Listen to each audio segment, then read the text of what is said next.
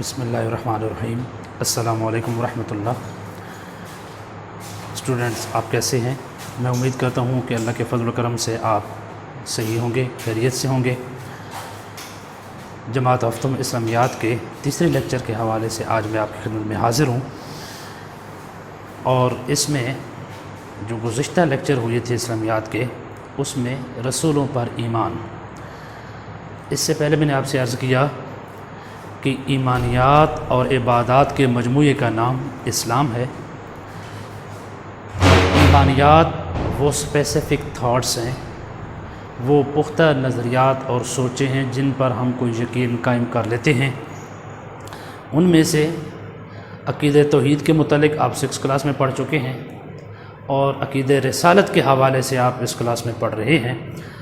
تو رسولوں پر ایمان لانا، رسول کا معنی کیا ہے، رسول کا اصطلاحی معنی کیا ہے، نبی اور رسول کی جو اصطلاح استعمال کی جاتی ہے اس میں کیا فرق ہے، یہ ہم 2 کویشچن 3 کویشچن پڑھ چکے ہیں۔ پھر میں نے آپ سے یہ بھی کہا کہ عقیدہ ختم نبوت، کہ حضرت آدم علیہ السلام سے جو سلسلہ نبوت و رسالت شروع ہوا، حضرت محمد مصطفیٰ صلی اللہ علیہ وآلہ وسلم پر اس کی تکمیل ہوئی۔ تو آپ صلی اللہ علیہ وسلم اللہ تعالیٰ کے آخری نبی ہیں۔ آپ کے بعد قیامت تک کوئی نبی اور رسول نہیں آئے گا۔ کسی بھی قسم کی نبوت کا جو ہے وہ دروازہ بند کر دیا گیا ہے۔ اس کو عقیدہ ختم نبوت کہتے ہیں۔ پھر ہم نے گزشتہ دوسرے لیکچر میں پڑھا تھا کہ عقیدہ ختم نبوت قرآن کی روشنی میں نے آپ سے یہ بھی کہا تھا کہ قرآن مجید کی 100 کے قریب آیات یا 100 سے زائد آیات، بلکہ قرآن مجید خود عقیدہ ختم نبوت کی سب سے بڑی دلیل کے طور پر پیش کیا جاتا ہے۔ اور پھر ذالک الکتاب لا ریب فیہ، وہاں سے لے کر والناس کی سین تک اگر آپ پڑھیں تو 100 کے قریب ایسی آیات طیبات ہیں جو صرف اور صرف اسپیسیفک عقیدہ ختم نبوت کو واضح کرتی ہیں۔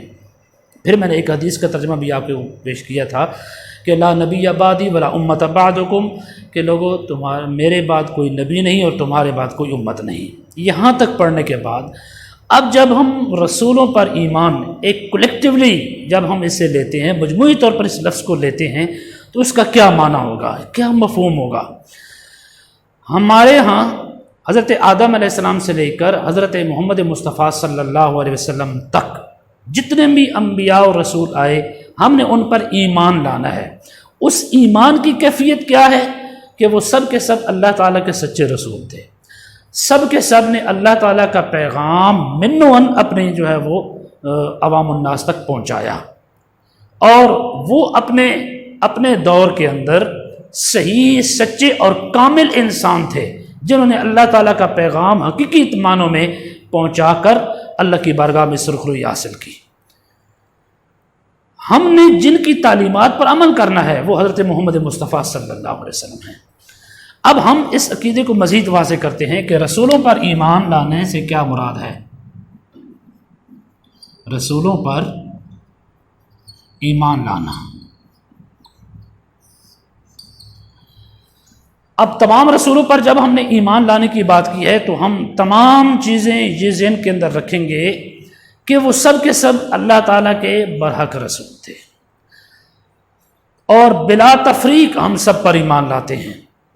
دوسری بات یہ کہ وہ سب کے سب سلیکٹڈ پرسنالٹیز تھی، یعنی اللہ تعالیٰ نے ان کو منتخب کر کے عوام تک جو ہے عوام کے سامنے پیش کیا، اور انہوں نے اللہ تعالیٰ کے پیغام کو منوً آگے جو ہے وہ پہنچا دیا۔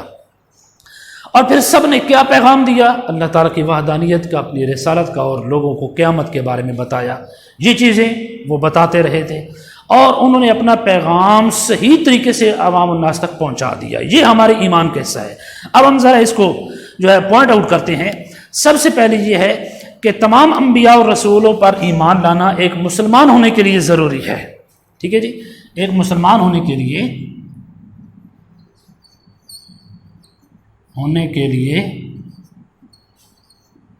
تمام انبیاء اور رسولوں پر ایمان لانا ضروری ہے۔ نمبر 2، وہ سب کے سب اللہ تعالیٰ کے منتخب بندے تھے۔ تمام انبیاء انبیاء کرام اللہ تعالیٰ کے منتخب بندے تھے۔ اچھا، وہ سب کے سب چونکہ سلیکٹڈ پرسنالٹیز ہیں، اس سے یہ پتہ چلا کہ وہ اپنی کاوش سے، اپنی کوشش سے نبی رسول نہیں بن سکتا۔ یہی تو وجہ ہے کہ ہم قادیانیوں کو دائرہ اسلام سے خارج قرار دیتے ہیں، جو کہتا ہے اپنی جو ہے وہ محنت سے میں یہ بن گیا وہ بن گیا، ہم اس لیے اس کو دائرہ اسلام سے خارج قرار دیتے ہیں۔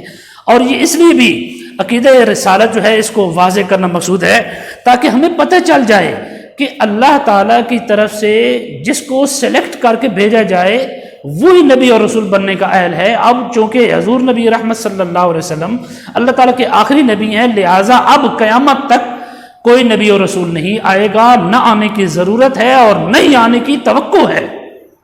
صرف اور صرف حضرت محمد مصطفیٰ صلی اللہ علیہ وسلم اللہ تعالیٰ کے آخری نبی اور رسول ہیں۔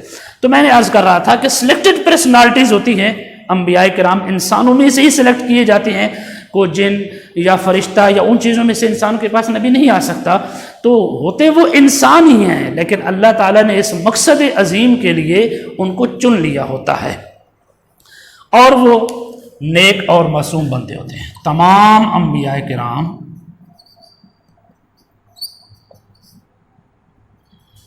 اللہ تعالیٰ کے نیک بندے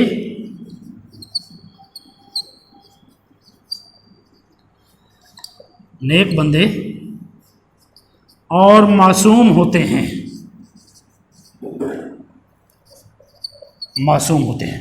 معصوم سے کیا مراد ہے کہ اللہ تعالیٰ نے ان کے اندر گناہ کی کرنے کی صفت کو ختم کر دیا ہے۔ معصوم کیا ہوتا ہے؟ جس کو آبجیکٹ ہے، یہ مفعول ہے، معصوم جس کو بچا لیا جائے۔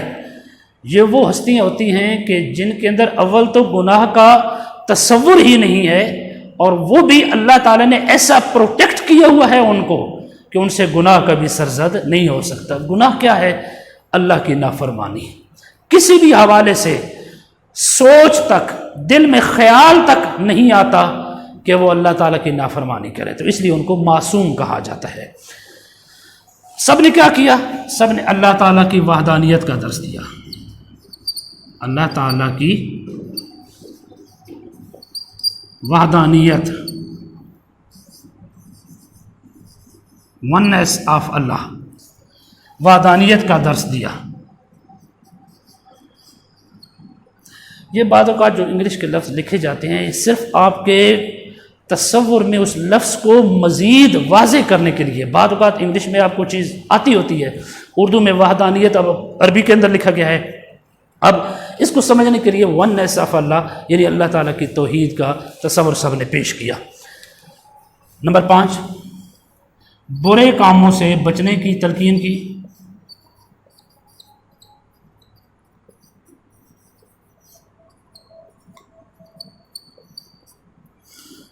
برے کاموں سے بچنے کی تلقین کی۔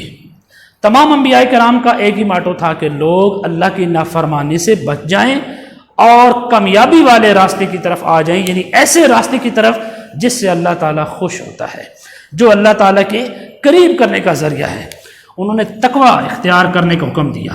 تقوی کیا ہے؟ تقوی اختیار کرنے کا حکم دیا۔ تقوی کیا ہے؟ تقوی ہے برائی سے نفرت اور نیکی کی طرف رغبت۔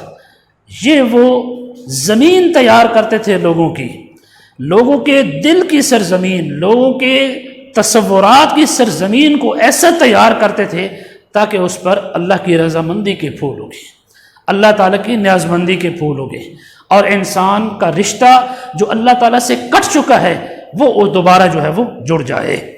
اور انسان تقوی اختیار کرنے کا حکم دیا تاکہ آخرت میں کامیابی حاصل ہو سکے، آخرت میں کامیابی حاصل ہو۔ تو بیٹا آج آپ نے پڑھا رسولوں پر ایمان۔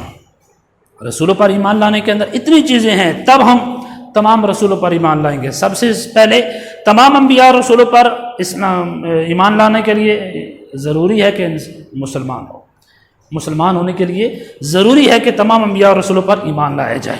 نمبر 2، تمام انبیاء کرام اللہ تعالیٰ کے منتخب بندے تھے، یعنی ہم ان کو انسان ہی سمجھتے ہیں، انسان سے کوئی مافوق الفطرت مخلوق نہیں تھی، بلکہ وہ اللہ تعالیٰ کے منتخب بندے تھے۔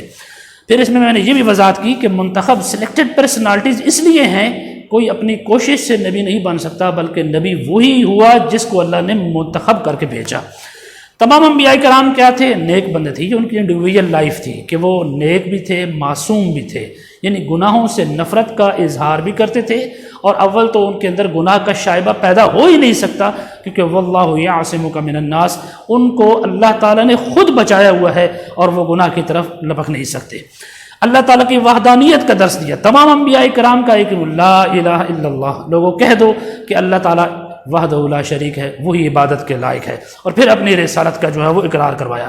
تمام انبیاء کرام نے لوگوں کو گناہوں سے نفرت دلائی، نیکی کی طرف رغبت دلائی، تاکہ یہ آخرت میں کامیاب ہو سکیں۔ تو بیٹا یہ لانگ کویسچن ہے کہ رسولوں پر ایمان لانا، اس سے کیا مراد ہے، تمام انبیاء کرام اور رسول اعظام کو کیسے تسلیم کیا جائے؟ تو یہ چیزیں ضروری ہیں مسلمان ہونے کے لیے، تمام انبیاء پر ایمان لایا جائے۔ تمام انبیاء اللہ تعالیٰ کے منتخب بندے تھے، تمام انبیاء کرام نے اللہ تعالیٰ کی وحدانیت کو درس دیا، تمام انبیاء کرام نے لوگوں کو گناہوں سے بچا کر نیکی والی زندگی اختیار کرنے کا حکم دیا۔ تو اس کو ہم کیا کہتے ہیں؟ رسولوں پر ایمان۔ اور یہ ایمان بالرسالت جو ہے یہ ہمارے عقیدے کا دوسرا حصہ ہے۔ پہلا ہے عقیدہ توحید، اور ایمان کا دوسرا حصہ کیا ہے؟ عقیدہ رسالت۔ تو ملتے ہیں اگلے لیکچر میں۔ امید ہے کہ آپ نے اس کویشچن کو نوٹ بھی کر لیا ہوگا، اور نوٹ کرنے کے ساتھ ساتھ آپ نے اس کو یاد بھی کرنا ہے، تاکہ کلاس ٹیسٹ، ویکلی ٹیسٹ اور منتھلی ٹیسٹ کے لیے آپ پریپیئر ہو سکیں۔ السلام علیکم ورحمۃ اللہ۔